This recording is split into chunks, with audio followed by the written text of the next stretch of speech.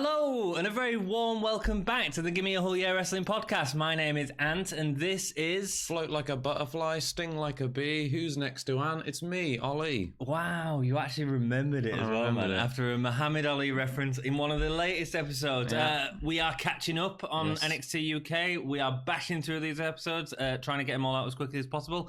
Any comments you do leave, if you leave them within the next few days, we might be able to answer them. If not, we'll try and answer them later on. And we're also considering doing a live stream on Wednesday. Yes.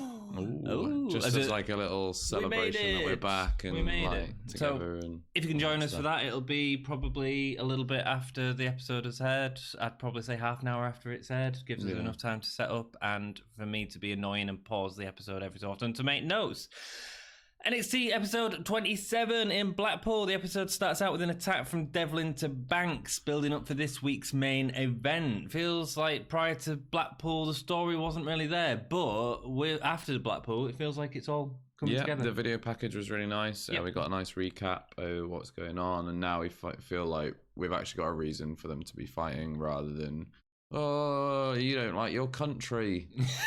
Which is a bit rubbish. Which is rubbish. Pete Dunne comes out to celebrate his title win with a crowd in his suit, scarf, looking very smart. Looking very suave. No socks on. Yeah, with his short little trousers again. His little brother's trousers on.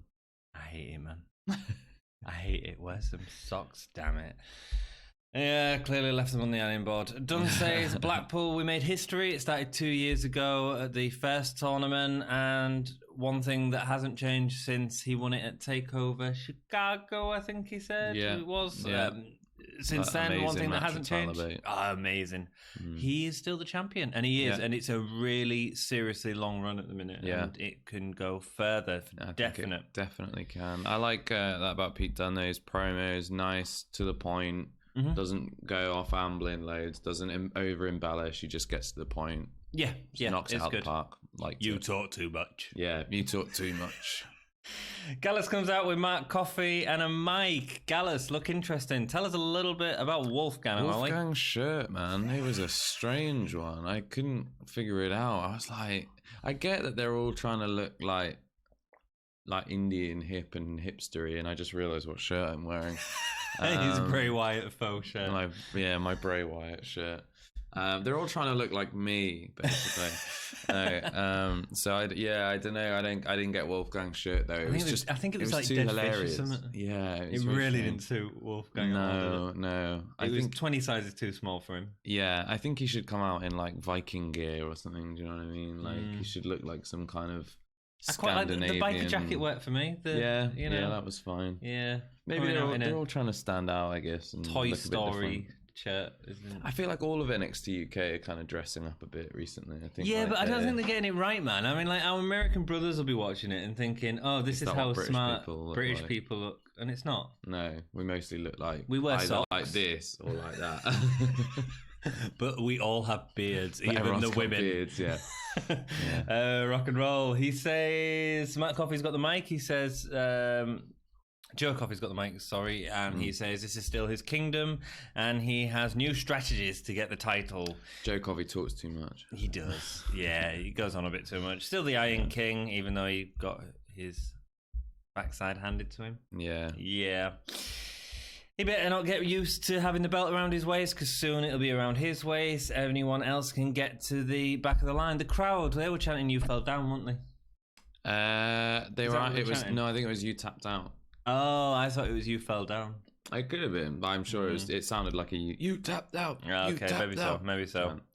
The lights go out and Walter appears, and I love Walter's entrance. The silhouette when it comes on, the bright white screen, and you know who it is. And he's got such a impressive body type. Because he's huge. Because it's unique, And it looks great. I love his entrance. The ring general walks to the ring, and Coffey looks half angry, half frightened, half afraid to attack. I mean, I'd be scared of that dude. Yeah, he looked like he was bricking it a little. Big, mean dude. He is. Gallus, Wolfgang, and Matt Coffey decide to attack Walter and Pete Dunne in a very strange way, and it does not go very well for them. It's keeping Joe away from them, sending Wolfgang and Mark straight into them.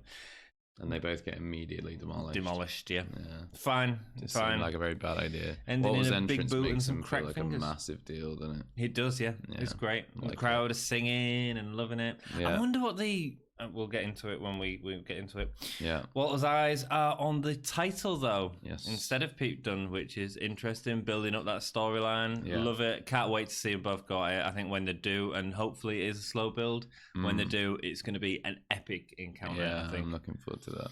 Sid Scala, the Lego man from London, announces that NXT UK will be part of the Worlds Collide tournament, as well as doing shows in the States at Phoenix. Did you see any of the Worlds Collide tournament, Ollie? No, because it's not within time of what I've seen up to. I'm waiting until. I won't spoil any of it. Yeah, I know what it is. I know the premise of it. I know who wins it. Yeah. All right, cool. So the last match is Tyler Bate and Velveteen Dream. Really good match. Which really I'm worth watching. Looking forward to seeing. Which Dream won, of course. Yeah.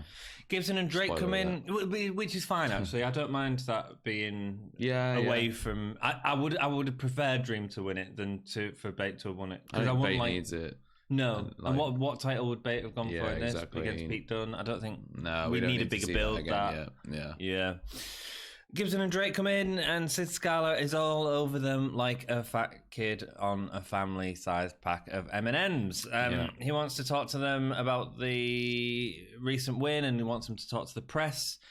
Of course, Gibson shouts him down, says he hasn't wanted to talk to him in the past, so why would he want to now? And next week they'll give the champions address, but until then, Sid Scala can sod off. Jog on. I think he said. Oh, did he? Yeah, he said, jog on. There's loads of little words like that coming in. They've started to use the word div. Yeah. All the time. Even Nigel McGuinness, I think, in the... He said... Oh, so there was a bit in... I can't remember. I'll get to it, actually. I'll get to it later. I think it was a Fabian Aichner match in the next episode. Holy... I think he said I'll get to that. Yes, I wrote that. No, we that. can actually... we can reference that in this episode. I really don't care about getting demonetized on a video that's not monetized. Yeah. And 14 minutes in and first match. But it's all story and it's all goodness. Yeah. And I like that. Yeah. First match, Nina Samuels versus Lana Austin. A mother of three. Nothing like a feel-good moment. Yeah. A mother of three. Yeah, a bit slow in the ring, the match. Nina Samuels with a drop kick to the back whilst Lana is caught in the ring ropes. I don't like that type of moves. It feels like there's a way too real a possibility of whiplash happening. You know, like with Paige going and out on stuff like that. Any move to the back of someone just makes me go. Feels really... Yeah, especially to, someone that's a mother of three. Yeah. Stone Cold Lana Austin won't give up, and after a couple of pin attempts that happen... Stone Cold Lana Austin. Thanks, man. And then there was a great forearm from the ravishing Russian Lana Austin. Yeah. See what I did there? The ravishing, not Russian. I'm trying to make the match more entertaining. Yeah. I mean, I thought like it's okay. It was. We had the Isla Dawn Ginny match last time. It was a lot cleaner than that match. I think Nina Samuels is really growing on me as a performer. Yeah, actually, I think like her in-ring work is becoming much crisper. Like the move set is growing. Okay. And I really liked her talking mid-match. I thought it lent a bit more to her character. She was like, I think it's a bit similar to Ginny because Ginny's doing a lot of talking as well at the minute. Yeah. I think that's the only thing I'd say. But yeah, I get what you're saying. I think she's better than she has been in the past. Yeah. Especially not. I don't think it's the best match she's had, but she's had like matches against like Toni Storm. I think was one of her first matches. Yeah. And so to be actually working with someone that hasn't got that. It's not experience because clearly Lana Austin had experience. So I'm not saying experience, like that pedigree within WWE. Yeah. Talent, I suppose. Yeah. But Nina gets the prima donna for the win, and the crowd goes boo. It was a weak lead into the finish, but I like the finisher. Yes, the prima donna. Yeah, I like the prima donna. I think it's a good finish. It didn't do much for me. I'll be honest. Strange attitude adjustment. Yeah, like almost like down onto the knee. I kind of like it. It's the first win, I think, for Nina Samuels. I'm pretty sure. No, she beat. She beat Millie McKenzie or someone like that. Yeah, she's beat. I think she's actually on a winning streak at the moment. Ooh. I think she's won a few, but they're so far. they're so few and far apart that you kind of forget they happen. She's won a couple of matches. I think they're building her up for a feud against Kaylee Ray. She beat Killer Kelly. That's who she beat. Ah, okay, because Killer Kelly loses against everyone. I forget. Yes, for some reason. Yeah. No, I think they're building her up for Kaylee Ray. Okay. I think that'll be her entrance feud, and that makes sense in terms of the division as it is now. Fair. Highlights from the tag match of Mustache Mountain and Grizzled Young Vets when we see a disappointed interview with the two of them backstage. Really good, sharing the disappointment with not being the first UK tag team champions. I saw this at the time. It was one of them exclusives on YouTube. Yeah, I think it's really well done. Yeah. Trent Seven looked really sad. And I felt really bad for him. It felt really genuine. Yeah. And then we go to a weird interview by Toni Storm. So awkward. Well, she's sort of giggling and happy, and I've get that they said just be yourself, and that's fine, but it just felt a little... Yeah, it felt like they should have given her like a practice run at it, and then okay, lad, now let's do it. Now you know what you're gonna say, because she was just going like, well, yeah, I'm dead happy. I'm really happy, but I don't know why you're asking me these questions right now. I've just done a match. You know? Yeah. It felt awkward. What was the whole thing about getting a title shot after winning the Mae Young Classic? Did that happen? Is that why she got a title shot against Rhea Ripley? Because I missed all that. If it was, I don't think so. Well, what was he on about? I don't know. It was just weird. I think they're playing with the history a little bit, because there was the whole like the Mae Young Classic had happened, but they were still releasing NXT UK episodes as if it hadn't happened, and then or maybe it was the women's. I don't know. I watch this like every week, and I'm a little confused as to what the hell she was on about. To be perfectly honest, I'm not sure, to be honest. Yeah, and if she'd won a tag team title and she'd won a title opportunity, like. Asuka's not doing much at Mania, probably. I mean, it just feels like I don't know. I get the whole brand, looking after your brand, but it felt fake. Weird. Yeah. I generally don't root for the baby faces though, but Toni Storm, I really do. Eddie Dennis versus Jamie Ahmed next, who is Screwface. How is Dennis still standing after his Mastiff match? I don't really know, man. Dennis isn't messing around tonight, going for a quick forearm to Screwface. And I thought Dennis looked really good in this match, actually. He's much more hard-hitting than we're used to with Eddie Dennis. There was still the facial expressions there, but it was less there, and it was less dangly. Jazz hands, daddy long legs, Yeah, the fits of laughs in it, though, I didn't really like. Okay, so here's my... we can basically just say Eddie Dennis won, because obviously Eddie Dennis won. Although his character is growing on me and his in-ring style is growing on me as well, and I think I'm enjoying his style. I enjoyed his match, all of his matches with Mastiff. I just don't see the point in having him lose to Mastiff and then immediately sticking him in with someone else that you know he's going to beat. Like, I just don't see what the point is. It was filler. Yeah, and it's just like... Well, the other problem is they did a spot. I think there was a power bomb on the outside of the ring onto the crash mat. And it's like, how can you go from a Mastiff match where you've done that on the floor, on the wooden floor, to then doing a similar spot with someone, and it just you lose all that sort of impact, you know? Yeah, I don't get it. I don't get the booking at all. I don't know why you'd have him lose and then just be like, well, I'll just go beat up this other random dude. Yeah, you know what I mean? I thought it was okay though. I thought the brawly stuff is fine. It's better than we've seen Dennis for a while. I just don't care. No, okay, fine. Do you know what I mean? Yeah, I know what you're saying. I think it's good. I think it's better. I just don't care about the match because why? They've given me no reason to. Fair enough. Johnny Saint made a match for next week. Have I got what else to say about that? Oh, the mic at the end, and it was the same with Nina Samuels. I don't think there was any ring mic. You couldn't hear what they were saying. It was really weird. It looked like they were miming stuff, but there wasn't, I don't think. No. Really weird. Very strange. Johnny Satan's made a match for next week. It's Mustache Mountain versus Aikner and Barthel. Should be a good match. Should be an incredible match. Can't wait for that one. We have watched that episode. Yeah. We'll get to our review when we get to it. We're doing what WWE do and playing with time. Are we? Do you know in the description to the video for the episode that we released earlier today, I was like, we may have had a mangasm to the Mandrews match. Yeah. Also, Walter is debuting in the next episode as well, so we get to watch our first match with him, and I'm excited to talk about that. Yes.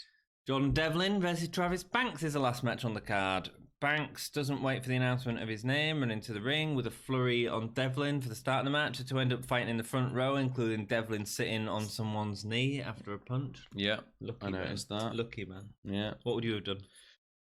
I'd have given him a little kiss. Would you? On the cheek. Would you have stroked? Because this guy stroked his back a little bit. Yeah, he did. He gave him a little like pat on the back. Yeah. He was like, Would you go for that? No, I think like I'm way too overly conscious about people touching me. So I think like I don't like when people touch me that I don't know. I don't like when people touch me that I do know. I probably would have proper cuddled him.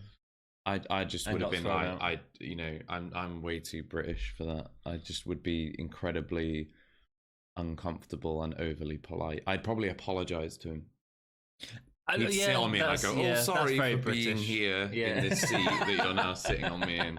That's what I would do. Yeah, I mean I think the guy did the right thing. He did a little stroke on the back, it was a little weird, but he was also protecting his beer, and so the priority was the beer, and I think that's. I mean, if it was Jordan Devlin, man, just beer on him, that'd be funny. That would have been. That'd be funny. That'd have been good. ECW, man. Saw someone do that at an NGW show. Did you? Yeah, and the security were not happy. It's wrestling, baby. Yeah. Banks eventually makes a mistake on the outside and run into Devlin, and although he avoids the ring steps, Devlin gets taken out by the knee. Devlin takes out Banks' knee. Mm-hmm. Double stomp to the back of Devlin from the rim apron keeps him from continuing to attack the knee. I always enjoy a double stomp, especially when it's a big one like from the apron. Banks' knee kicks sound devastating. The first one looked like it knocked off Devlin's jaw. Devlin takes a lead after a backstabber on Banks, and this showcases the neatness of Devlin's wrestling. And it is. Devlin gets into this like mood of, we have 3 minutes of just Devlin going from one beautiful move to another beautiful move. Yeah, he's very technical, very clean, smart. I think his offense is really good, but it's starting to wear a little thin. Yeah, it needs. I think I don't know if it's wearing thin. I don't know if it's because he's not. It's tidy. It might be too tidy. I just feel like we keep seeing the same. Not to put him in the same boat as John Cena, but like the same 8 moves of Doom. Okay, do you know what I mean? And like I want to you watch someone like Mandrews, and I feel like you don't know loads what's of his going to off happen. Like there are a few ones that he goes back to, but he's got a load of stuff that he throws in the middle. And sometimes with Devlin matches, I don't know if I'm just like I don't know. Maybe I'm wrong, but I just feel like sometimes I'm watching. I'm like I've seen him do every single one of these before. Yeah, fair enough. So Devlin delivers a Spanish fly off the apron. Yes. Great move. Yes. Completely ruined by commentary. Crowd start the obvious chant, which is "Holy shit!" Yeah. Nigel McGuinness.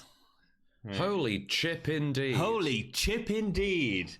Oh, the crowd! What did he say, man? I mean, like, is there any need to point that out? No. And like, I think the crowd should start the new chant of "Holy chip." Yeah, I'm totally on board with that. In fact, I think we should have a little set. If we didn't edit this the way that we do, by which I mean we don't edit it, I would like super suggest having our holy chip moment of the. Oh no, we can still do that. We can do it, man. Yeah, that's a new thing now. Holy chip moment. The holy chip moment. I like it, man. Look at the podcast developing. I think if we go to, there may be a T-shirt of this one day. We should get a cross made out of 2 chips, and we should hold that sign up. Holy chip. Holy chip. Or just one chip, but with holes in it. New T-shirt coming out soon. You can get T-shirts if you go over to Redbubble. Support us on Patreon, Facebook, Twitter, all of that. Before we go into the rest of the match, done all the plug-in. Let's carry on. On the 8 count, both of them on the outside. Mm-hmm. Devlin throws Banks into the guardrail, but then they both beat the 10 count. A really nice moment there. Yeah. Something we don't see often enough, as Devlin celebrating, but Banks still makes it into the ring. Devlin then gets a Spanish fly in the ring, which Banks doesn't sell. I I don't like it. But he sold it after the close because he powers up through, hits Devlin with the clothesline, and they both go down. I kind of like that, okay, because it's like the no sell, hulking out or the. There's no good way to hulk out, brother. I don't know. I think, but like if you Hulk out, you hit him, and then you go. Okay, fair enough. It's a delayed response. I can kind of get behind. You felt a little too quick on your feet after it. For me, a little too quick. He did just sort of get straight up and be like, he did, yeah. Banks grabs Devlin's arm and won't let Devlin go as he's hitting him. I really enjoyed that. Really nice storytelling before Banks hits back. Yeah, the headbutt from Devlin is great. Devlin goes for a moonsault, but Banks gets his knees up. Banks hits the Kiwi Crusher, but Devlin kicks out. It's a good match, man. Banks goes for sliced bread, but Devlin can't even stand on his feet anymore before dropping forward. Really nice moment. Great storytelling. Devlin goes for Irish call, but both superstars fall out of the ring. Both men get counted out. And you know what? I'm absolutely fine with that ending. Yeah, I want the build toward, I don't want them to blow off the feud there. I want it to be uncertain so that we can see them.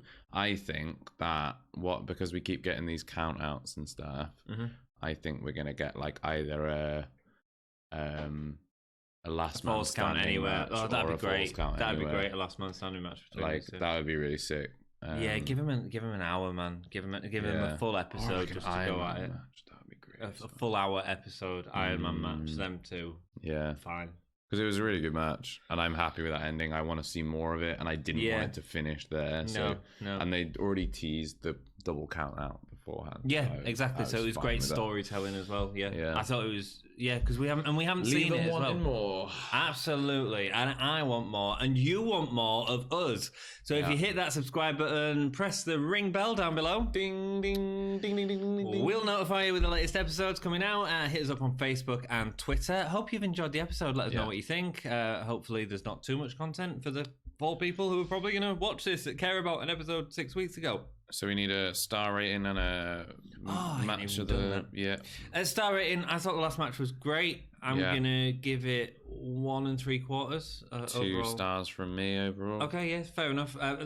But I think the storytelling stuff is good. Yeah, it's building up stuff. Well. For me, they've still just got too much of that.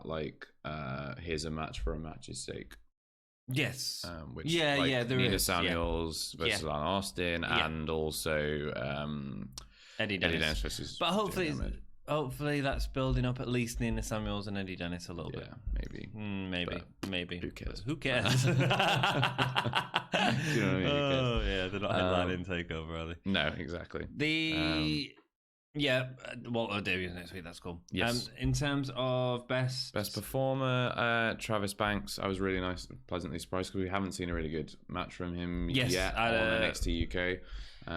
So I'm gonna say Devlin because I like the cleanness of his moves. I just think he looks like when you're viewing the moves on WWE 2K19. Oh yeah. And you see the 2 green men, and it's like beautifully executed moves after each other. Yeah, I'm done. Yeah. And what else do we need? Our holy chip moment. Holy chip. This is the episode where the holy chip was entered, man. Yeah. Spanish fly to the outside. It's the holy chip moment.